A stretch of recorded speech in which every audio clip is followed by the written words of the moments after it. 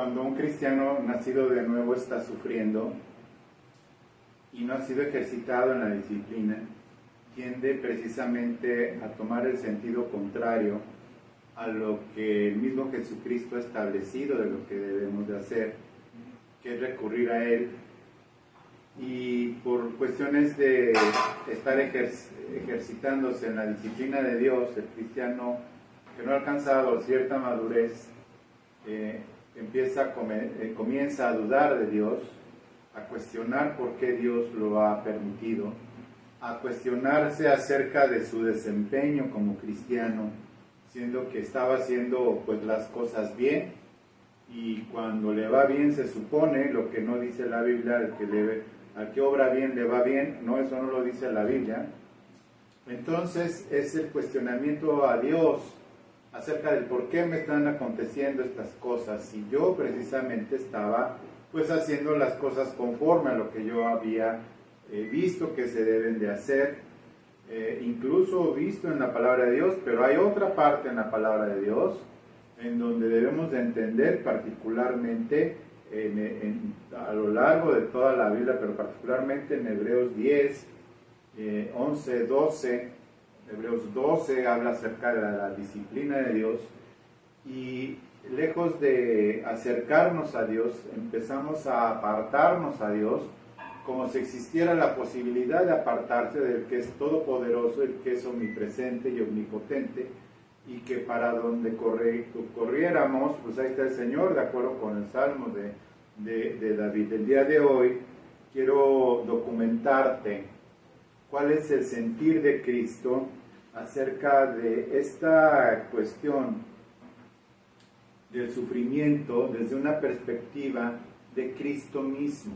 O sea, ¿qué es lo que Cristo está poniendo, haciendo, diciendo, y que nosotros debemos de entender precisamente este obrar del Señor en nuestras vidas? Sabes, hay muchas cosas en nuestros corazones que debemos nosotros de saber tomar por parte del Señor las cosas en la misma dimensión en las que nosotros las estamos viendo. Es muy importante entonces que entendamos todo esto. Y sabes, hay algo muy importante, muy importante para nosotros. En el libro de Isaías vamos a estudiar, vamos a entender que la perspectiva de Dios en cuanto al sufrimiento, en cuanto a nuestro sufrimiento, a tu sufrimiento, lo debemos de acatar nosotros conforme a la perspectiva de Dios, porque si no nuestro corazón se empieza a endurecer, empieza a cuestionar a Dios y demás. Entonces, ¿por qué Dios permite el sufrimiento en nosotros? Bueno, antes de continuar, déjame decirte que el sufrimiento no es dolor, porque el dolor es una emoción, ¿sí? El dolor que sentimos es una emoción, incluso es una emoción tan profunda y tan fuerte que llega a producir en nosotros dolor físico. De ahí viene el dicho pues tan conocido de que es que me duele el corazón o me destrozaste el corazón. Y es porque en verdad yo lo he sentido, seguramente tú lo has sentido, que si hay un dolor físico, en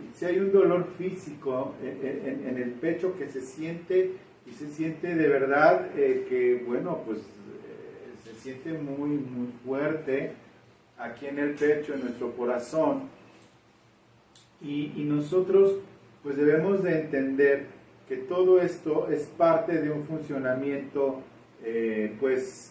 natural en nuestro cerebro, libera ciertas sustancias en nuestro cerebro que provoca estos dolores físicos. Una vez hecha la aclaración que el sufrimiento no es un sentimiento o una emoción, el sufrimiento son el cúmulo de circunstancias difíciles, sí, de pérdidas, si lo quieres ver así, de circunstancias adversas, de circunstancias que provocan ese dolor. Pero el sufrimiento también puede provocar otras reacciones bioquímicas en nuestro corazón, en nuestra mente, en nuestro cerebro, que es la ira, o es el enojo, o es la confusión, o es el asunto de cuestionar, de ser contenciosos, incluso con Dios o con otras personas. Eso es lo que son emociones que provoca la suma de esas situaciones adversas, que casi siempre está relacionada con el dolor físico, el dolor emocional, pero está relacionada con todo esto que nos hace reaccionar de alguna forma, pues, negativa, vamos a ponerlo así, o peligrosa incluso. Te quiero leer Isaías 50, y esta es la perspectiva de Cristo acerca del sufrimiento, acerca del sentirse abandonado por Dios, acerca del sentirse alejado de Dios, por obra de Dios, por medio de las circunstancias, haciendo precisamente exactamente lo contrario a lo que es el sufrimiento permitido por Dios para sus hijos y sus hijas. Es para que nosotros seamos conformados a la imagen de Cristo y seamos aún más cercanos a Cristo, no más ajenos de Cristo, sino más cercanos a Cristo, y es en donde viene precisamente el fundamento del quebrantamiento, como lo sufrió Cristo, pero es ahora para nosotros, sin llegar jamás a una cuestión en donde podamos perdernos. ¿Por qué? Porque a los que Dios conoció de antemano los predestinó para que fuésemos hechos hijos de Dios, y nos llamó, y cuando nos llamó nos justificó, y cuando nos justificó estamos en este proceso de santificación, y en este proceso de santificación nos ha glorificado al habernos dado su Espíritu Santo. Bueno, vamos a leer Isaías 50, dice: así dijo Jehová, ¿qué es de la carta de repudio de vuestra madre con la cual yo la repudié? ¿O quiénes son mis acreedores a quien yo os he vendido? Cuestionándose el Señor, diciendo, pues yo no les di esa carta de divorcio a su madre, ni tampoco los vendí para que personas quedaran como acreedores. Dice en el versículo 1, contestando el Señor a la pregunta que hace: he aquí que por vuestras maldades sois vendidos, y por vuestras rebeliones fue repudiada vuestra madre. Esto en el contexto se lo está diciendo a los israelitas. ¿Sí?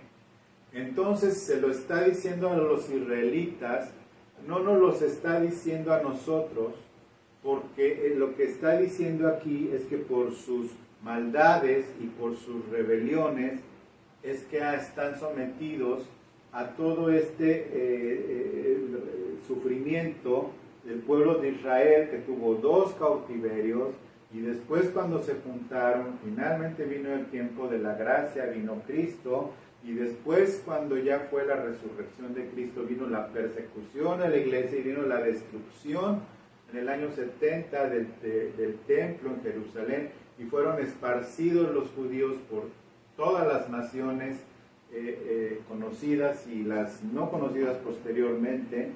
Y fue esparcido el pueblo de Israel, y hasta el siglo antepasado, en el siglo pasado, ya fue reunido el pueblo de Israel nuevamente, como reconocido como nación. Ya conocemos la historia y tal. Bueno, ¿qué tiene que ver esto con nosotros?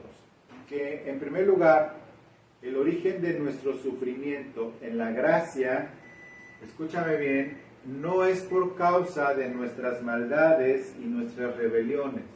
El sufrimiento para nosotros, creyentes, nacidos de nuevo, no es por nuestras rebeliones ni por nuestras maldades, es por la disciplina que nosotros necesitamos ser ejercitados en la obediencia como Cristo fue ejercitado en la obediencia y que fue obediente hasta la muerte y muerte de cruz. Entonces esto es sumamente importante que lo entiendas. Si hay sufrimiento en nuestra vida y en la mía, que lo hay en mi vida, y por eso no estamos en un auditorio, no estamos en una situación juntos, estamos ahí batallando con el dinero y estamos batallando con cosas para podernos reunir, porque nos venimos aquí no por abandonar a nadie, sino nos venimos de aquí porque no teníamos el dinero para seguir viviendo en la Ciudad de México. Todos estamos sufriendo en algún momento dado, ¿sí?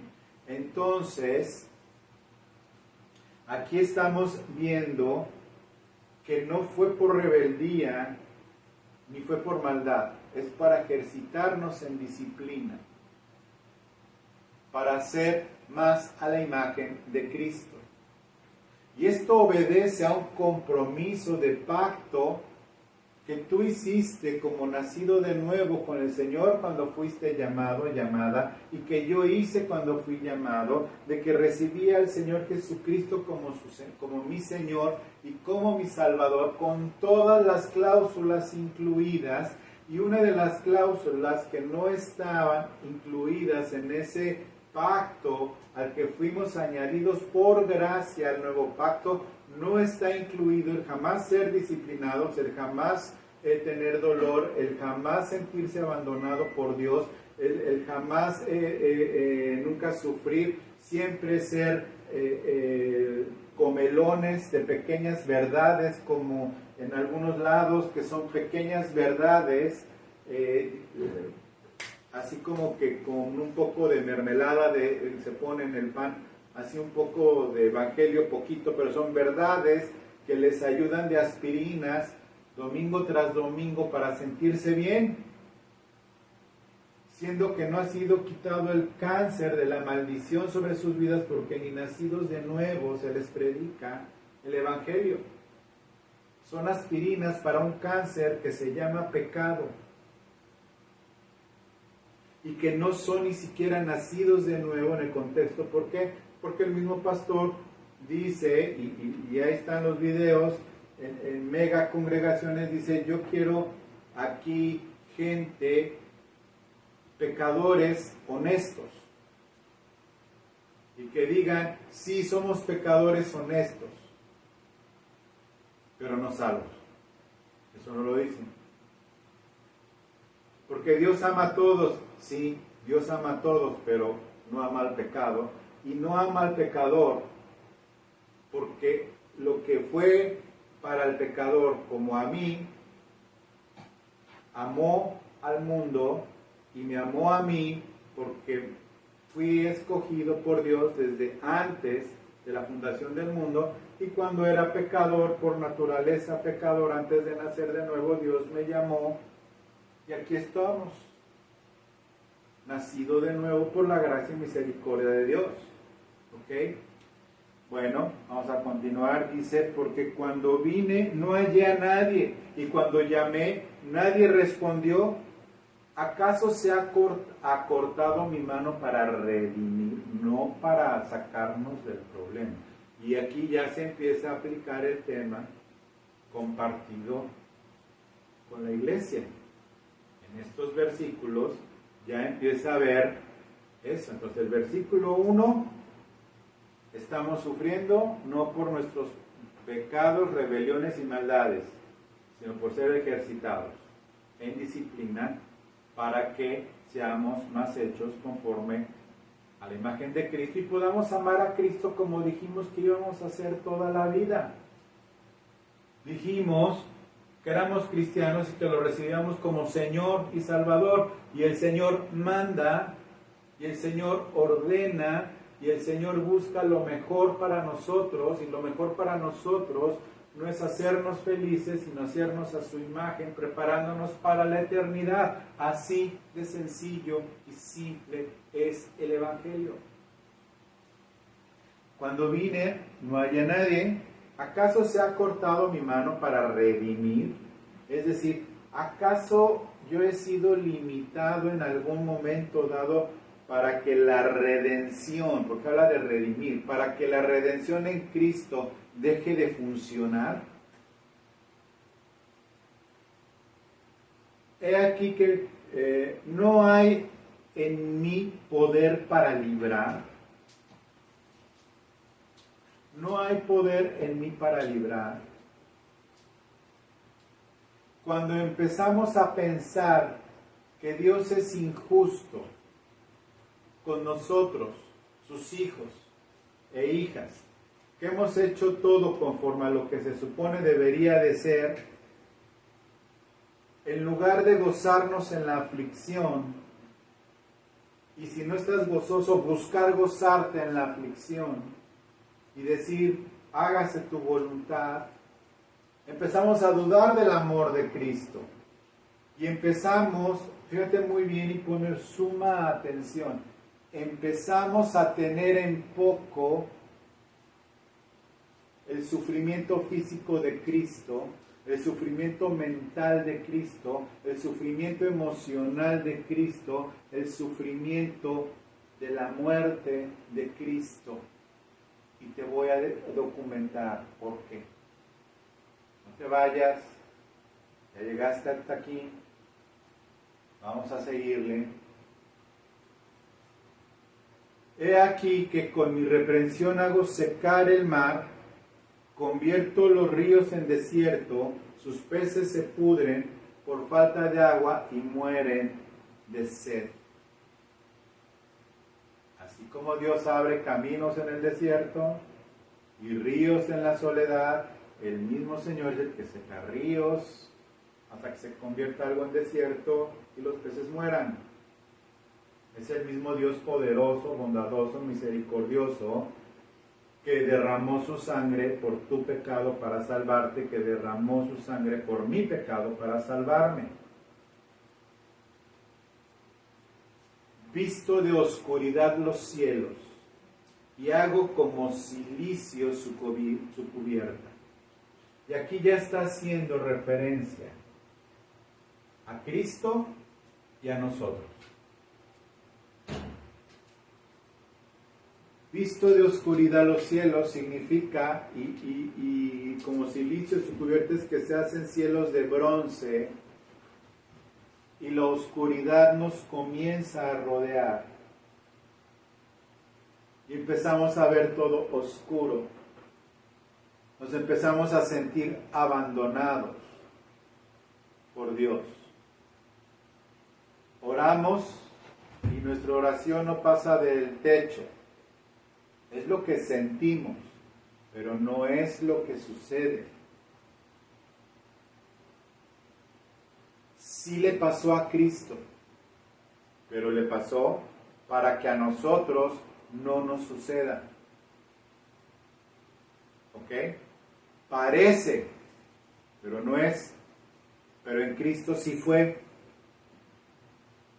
Estaba Cristo crucificado, a punto de morir, se oscureció el cielo, la tierra tembló, y Cristo dijo, Padre, le dijo, Dios mío, ni siquiera dijo Padre ya, le dijo, Dios mío, ¿por qué me has abandonado? Vistió de oscuridad los cielos, y como cilicio su cubierta. Versículo 4. Isaías 50. Jehová el Señor me dio lengua de sabios para saber hablar palabras al cansado.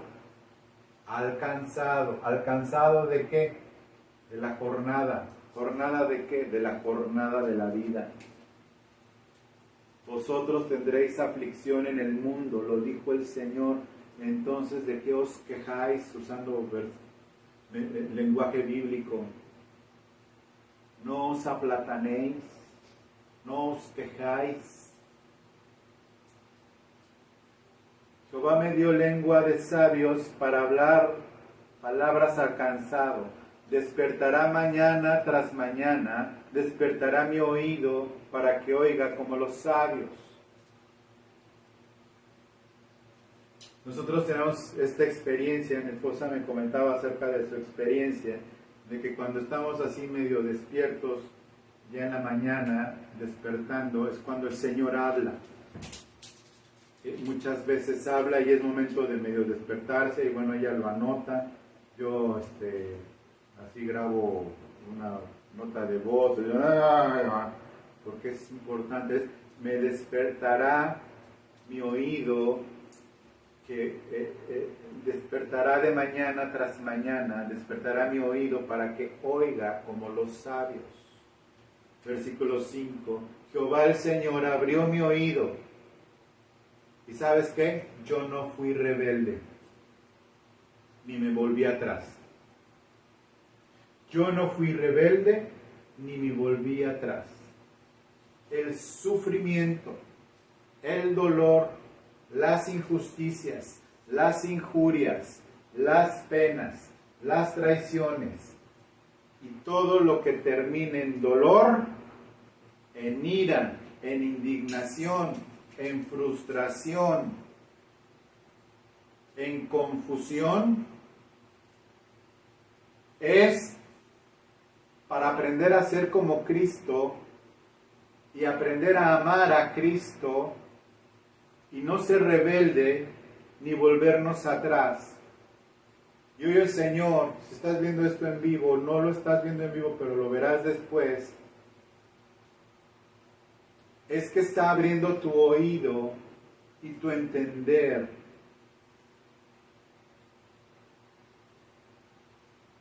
para no ser rebelde y volverte atrás. Y es cuando viene aquí el asunto sustitutorio de Cristo para ti y para mí en el sufrimiento. Y es sumamente importante que entendamos estos dos versículos 6 y 7 que son mesiánicos, que son tan importantes como Isaías 53. De hecho, es parte de Isaías 53, pero lo partieron en capítulos, pero aquí comienza la revelación a Isaías de ese Mesías sufriente. Dice en el versículo 6, di mi cuerpo a los heridores y mis mejillas a los que me mesaban la barba, no escondí mi rostro de injurias y esputos, de escupitajos.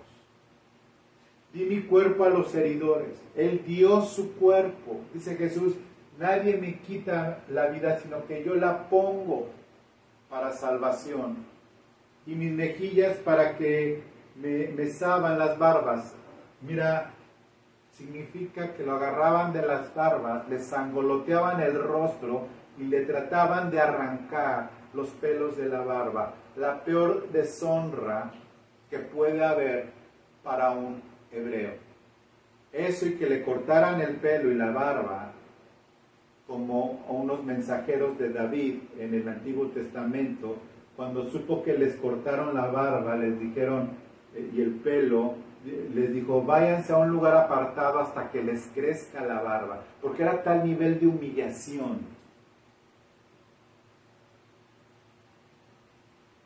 Tal nivel de humillación que era impensable, pero a Cristo, a Jesucristo, lo agarraban los romanos de la barba, lo sangoloteaban y le arrancaban la barba, independientemente del dolor tan impresionante que es.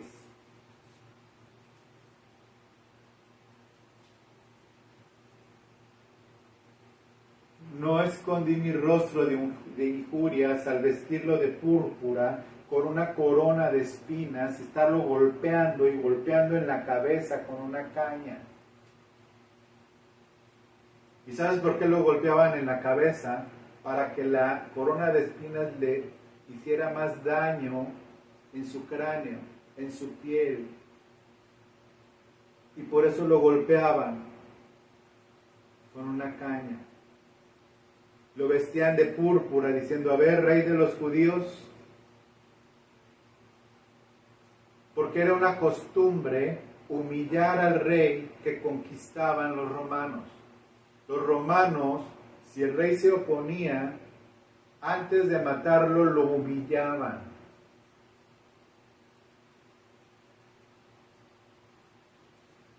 Y lo humillaban en público.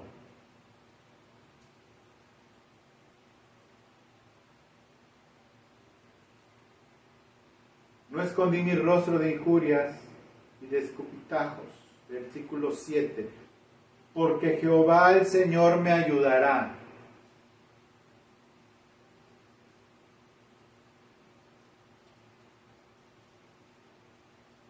Porque Jehová el Señor me ayudará. Por tanto no me avergoncé.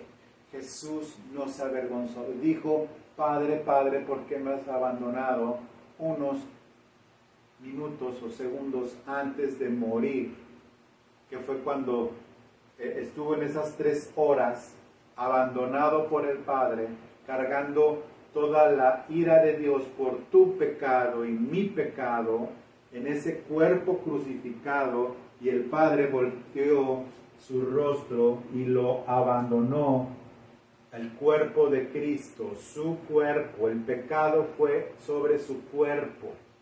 ¿Sí? Sobre su cuerpo. Cristo no murió espiritualmente.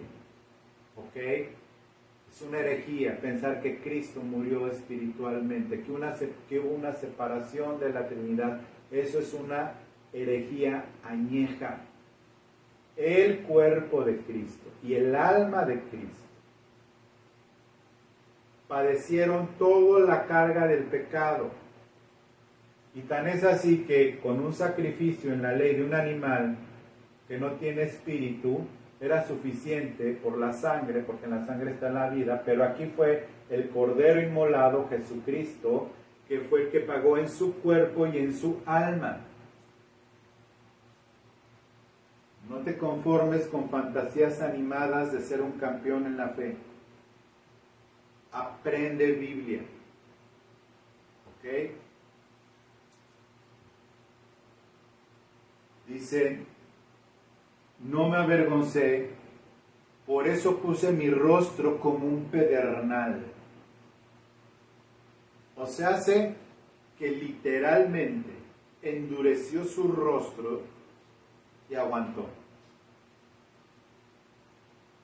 Y aguantó. Y sé, sigue el versículo 7, que no seré avergonzado, es decir, Dios no me va a dejar en la tumba, yo no voy a ser avergonzado por este sufrimiento temporal. ¿Sabes por qué? No porque Dios vaya a humillar a los que me hagan hecho daño, no porque de repente me compensará, Dios me librará de una mega congregación y sea youtuber famoso. No. ¿Sabes cómo va a recompensar Cristo? Resucitándome cuando Él venga, si es que muero. Y si no he muerto, no me ha llamado a su presencia, va a transformar mi cuerpo en un instante y seré arrebatado con el Señor. Exactamente como Cristo, no me va a dejar morir en la cruz. Y este sufrimiento va a llegar hasta el punto en donde entienda yo que no va a haber ninguna tentación de abandono del Señor mayor de la que pueda resistir. ¿Cuál es la tentación en el sufrimiento? Pues por mis propias uñas, robar, matar o destruir, ¿no? Robar, pues porque estoy endeudado y estoy sufriendo económicamente. Matar, pues a quien me hizo daño. Y destruir, al que me ha hecho daño también. Robar, matar y destruir. Igualito que la naturaleza satánica pecadora que antes teníamos. ¿Cómo salir del sufrimiento actual? Pues robando, matando, destruyendo. Esa es la fórmula. Pero es la fórmula de Satanás. ¿Quieres salir de deudas económicas? Roba. De problemas económicos, roba. Matar, que me hicieron daño. Destruir, porque me hicieron daño. Pero eso es Satanás. Pero nosotros los nacidos de nuevo no tenemos nada de Satanás en nosotros. Aunque la naturaleza pecadora en nosotros está crucificada, no está ya ejercida en nosotros, porque estamos siendo ejercidos en disciplina, disciplinados por el Señor, y debemos de buscar de esto. Versículo 8, cercano está de mí el que me salva. ¿Quién contenderá conmigo? Y aquí viene la exhortación a la iglesia y a ti, juntémonos. ¿Quién es el adversario de mi causa? Acérquese a mí. Y este acérquese a mí, en donde se ve en tu Biblia, en Romanos 8, cuando dice, ¿quién apartará del amor de Dios? O peligro, espada o desnudez. Toda la lista que en aquel entonces era sufrimiento, pero en el siglo XXI hay otra lista, que probablemente no es ni peligro, espero que no sea espada o tal, pero es violencia, discriminación, traición, economía, pobreza, destrucción de tus relaciones, destrucción de tu vida, agarrar tu ser y saber que eres digno de un bote de basura aún siendo nacido o nacida de nuevo, te sientes así. Dice, ¿quién nos va a separar? Todo esto, nadie nos podrá separar del amor de Cristo en Cristo Jesús, ni tú mismo, ni tú misma podrás separarte del amor de Dios en Cristo Jesús, porque es lo que está escrito y es verdad y es real y así es el Señor. Mas en todas estas cosas somos más que vencedores. ¿Sabes de dónde viene lo de más que vencedores? Viene de aquí cuando dice precisamente acérquense a mí, juntémonos. Versículo 9 dice, he aquí el Señor me ayudará en un futuro, en su momento.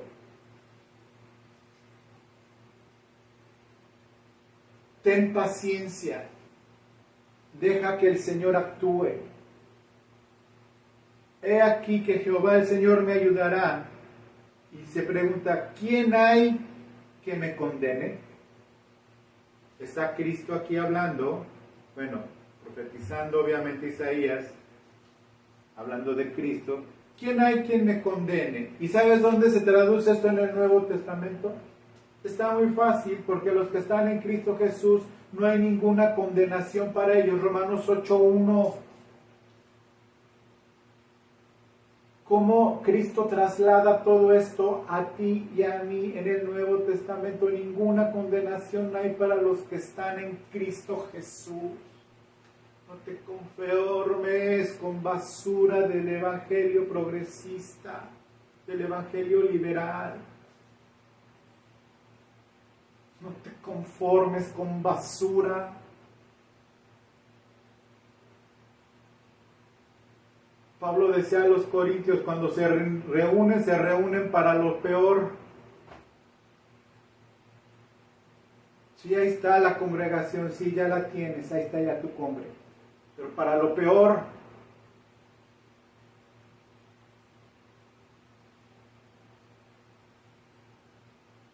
¿quién hay que me condene? He aquí todos ellos se envejecen como ropa de vestir, serán comidos por polilla. Todos los que condenaban fueron pasando y pasando y pasando de generación en generación. Y el único que sigue vivo y reinando por encima de todos es Jesucristo. Porque Jesucristo está a la diestra del Padre y vendrá por nosotros como el león de la tribu de Judá. Ya no vendrá como cordero inmolado, sino vendrá como el león de la tribu de Judá.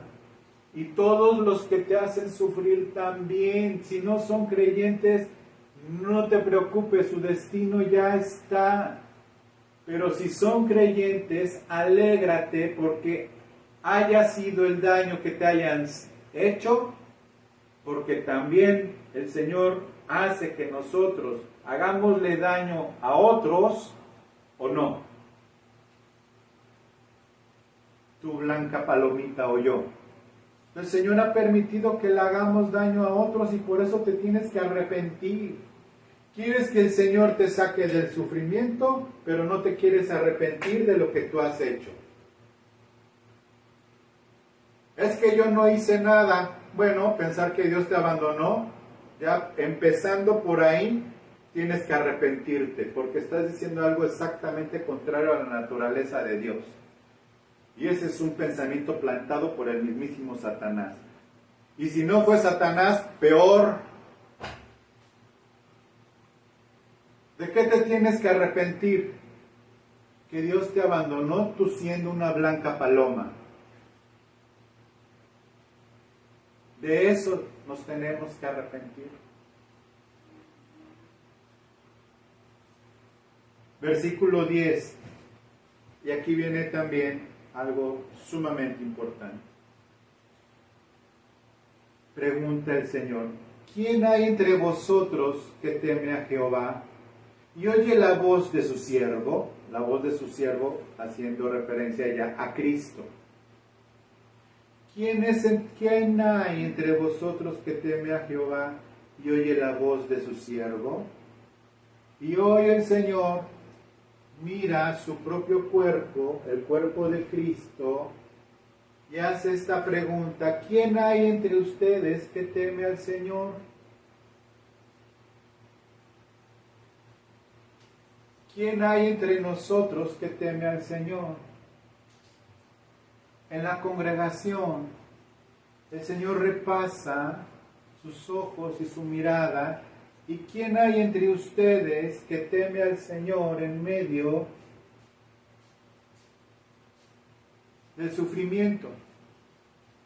O los que ya se fueron de la congregación y de que ya están decepcionados de Dios, como si no hubiera motivos para que ellos se sintieran decepcionados, pero de ellos mismos.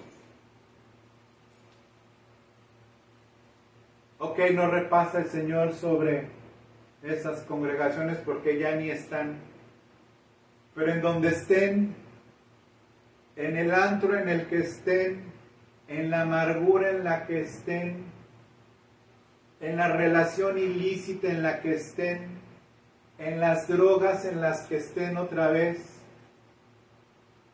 en el vómito al que regresaron, aunque estén ahí, ¿quién es entre vosotros que teme al Señor y oye la voz de su siervo? Y es aquí cuando viene la gloria.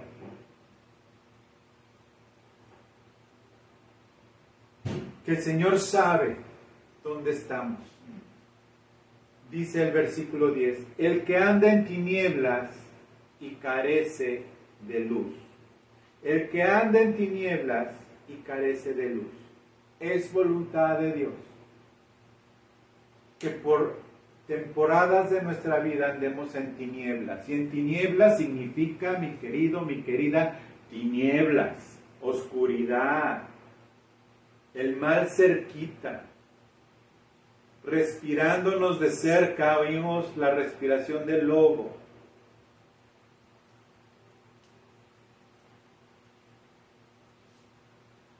Sentimos cerca al pecado.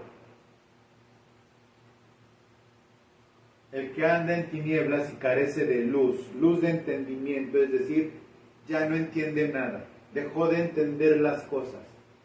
Hay confusión, hay tropiezo tras tropiezo, mala decisión tras mala decisión. ¿Por qué? Porque no hay luz. Y aquí viene la solución. Confíe en el nombre de Jehová y apóyese en su Dios. Confíe en el nombre de Jehová y apóyese en su Dios. El que sufre, apóyese en su Dios. Y esta palabra, apóyese, es una palabra hebrea que es lo mismo que significa ¿Has visto los descansacamas que ahora hay? Bueno, es cómo te apoyas, cómo te recuestas sobre, apóyese en su Dios. Apoyarse, recostarse sobre el Señor, ponerse sobre el Señor, confiar en el Señor. Yo me imagino que nadie tiene un descansacamas, como se dice aquí en México, no sé cómo se diga en tu país, pero, o un cojín, digo, salvo los gurús de la India, pero no te vas a recostar sobre algo que tiene clavos, o que tiene nopales. Bueno, los nopales tienen espinas. Nuestra bandera mexicana, si la buscas por ahí, ya ves que tiene nopales. Bueno, esos nopales tienen espinas. Obviamente nadie se va a recostar sobre algo así. También se usa en términos de como un bastón, ¿sí? De apoyarse. También se usa en términos de cuando te estás levantando de las sillas y tiene de la silla o de un sillón que tiene ¿cómo se llama este lado de los lados? Brazos. Imagínate un sillón con brazos, bueno, no sé cómo se llama, pero abrazadera, no sé, y te apoyas para levantarte. Eso es lo que se está diciendo. Apóyese en su Dios. Su Dios. Y viene aquí la pregunta, ¿cuál Dios? Nuestro Dios. Nuestro Dios. Confíe en el nombre de Jehová, confiando de que estamos aquí por su voluntad y por su voluntad saldremos. No debemos de confundir providencia con provisión. ¿Sí? Son cosas diferentes. La provisión de algo está incluida evidentemente en la providencia, pero la providencia es la suma de todas las cosas primarias, todas las causas primarias que Dios planeó para nosotros, para que andemos en buenas obras, las cuales Dios preparó de antemano, las causas primeras que se van dando en nuestra vida para que las causas segundas, que es nosotros y nuestra capacidad de andar en ellas, y de ir decidiendo confiar en el Señor, son las causas segundas. A grandes rasgos, ya daré la explicación más a detalle, sino en nuestro canal, que si ya llegaste hasta aquí, te pido que te suscribas al canal de Renuevo de Amistad en YouTube, o de Aprende Biblia, donde explico lo que es la providencia en alguno de los más de 300 videos que tenemos ahí. Bueno, una cosa es la providencia y otra cosa es la provisión. La provisión está incluida en la providencia. Son cosas distintas. ¿Ok? Apóyese en su Dios.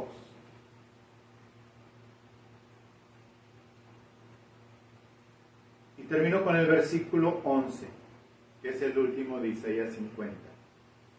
He aquí que todos vosotros, y aquí ya se está dirigiendo, ojo, versículo 1 a los israelitas, versículo 11 a los israelitas, pero hay que tomar la sabiduría que viene escrito en esto. Dice, he aquí todos vosotros encendéis fuego, y os rodeáis de teas, que vienen siendo como velas, andad a la luz de vuestro fuego, dice el Señor, lléguenle. No existe un versículo en la Biblia que dice, y cuando sufras, ráscate con tus uñas. Lo que dice, cuando sufras, apóyate en tu Dios.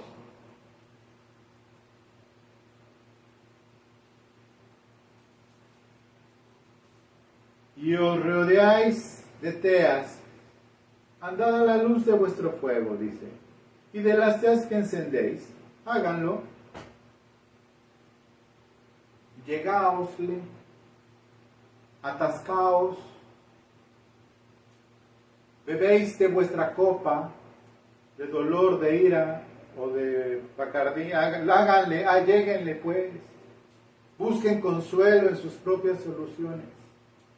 busquen consuelo o alivio o lo que quieran, creen que necesitan o que se merecen, porque el peor pecador es el que cree que se merece lo mejor, porque es la víctima eterna.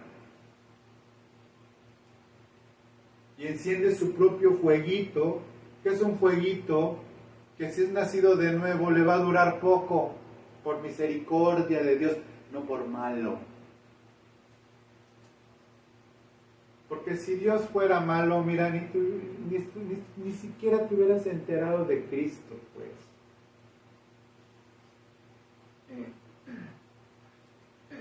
Andad a la luz de vuestro fuego y de las teas que encendisteis.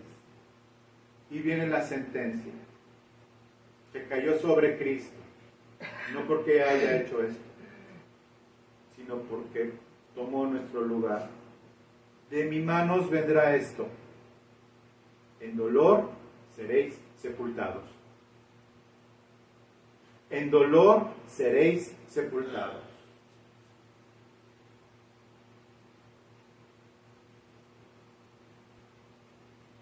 Aparte de equivocarse el creyente cristiano, nacida de nuevo, de equivocarse, de empezar a rascarse con sus propias uñas, que porque Dios quién sabe dónde anda, aparte de todo, en su fidelidad a Dios, si es que es nacido de nuevo, no va a permitir que en ese dolor sea sepultado. Pero puede decidir, me sigo rascando con mis propias uñas. Bueno, el principio espiritual es, en dolor seréis sepultados. En ese dolor. Esto no es una maldición, no es un castigo. No estoy condenando a nadie. ¿Yo quién soy? Lo que estoy diciendo es que de verdad el nombre tan atractivo de paration, de sublimation, de esa cosa, y lo digo para que no me pongan ahí un reclamo de no sé qué, es tan atractivo. ¿Cuál es el gancho?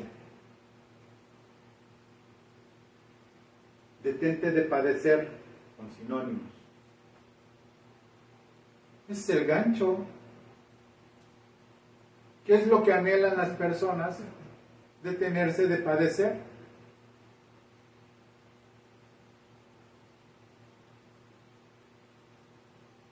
No somos masoquistas, pero sí somos santos.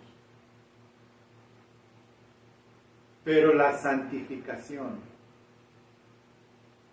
no está incluida, como escuché a uno de los blasfemos, mega congre famoso, de que cuando aceptas al Señor, toda la santidad y el fruto del Espíritu está incluido ya en tu carácter, porque Dios desea estar contigo.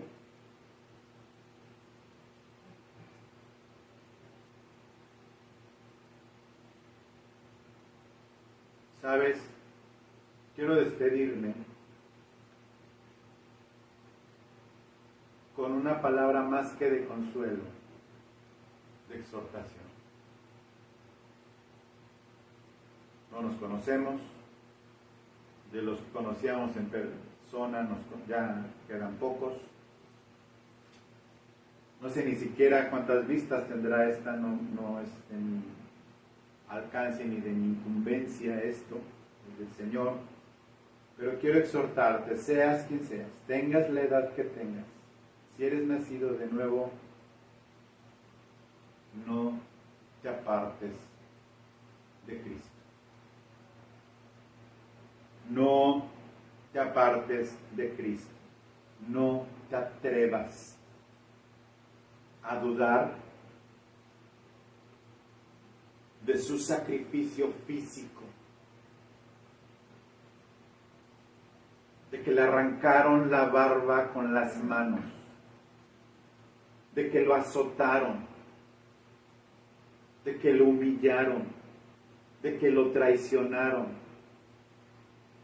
de que fue puesto en una cruz desnudo, burlándose de él,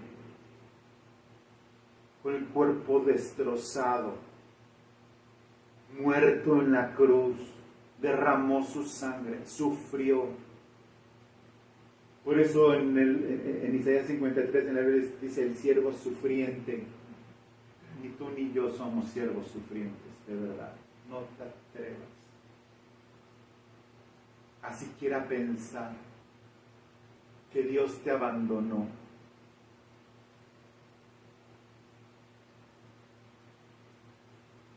Y que por eso ya vas a agarrar camino.